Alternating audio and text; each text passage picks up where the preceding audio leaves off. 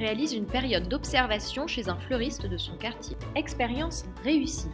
Devant son enthousiasme, ses parents l'encouragent à prendre rendez-vous avec le conseiller d'orientation de son collège pour connaître les différentes formations qui s'offrent à lui.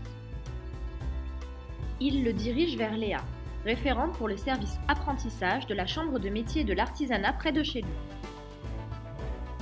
En effet, les chambres de métiers et de l'artisanat sont implantées partout en France et accompagnent les artisans et futurs artisans dans tous leurs projets.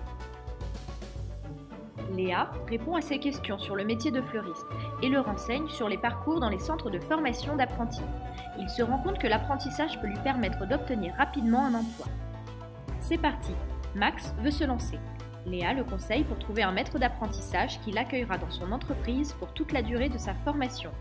Léa connaît François, artisan fleuriste qui est à la recherche d'apprentis. Après une mise en relation réussie, Max signe un contrat d'apprentissage. François participe quant à lui à une formation maître d'apprentissage organisée par la Chambre de métiers et de l'artisanat car il s'investit dans cette mission. Max partage désormais son temps entre le centre de formation d'apprentis et l'entreprise, entre l'enseignement théorique et la pratique. Près de François, Max apprend tous les jours les gestes pour devenir un bon professionnel. Il gagne en assurance et en maîtrise. Grâce à Erasmus+, il profite pendant 15 jours d'une mobilité européenne dans une entreprise en Allemagne pour découvrir de nouvelles techniques.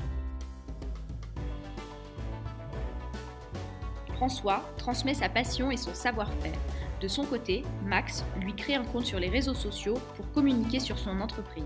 Max sait que cette formation lui offrira de vraies opportunités professionnelles. Il pourra même créer son entreprise ou en reprendre une.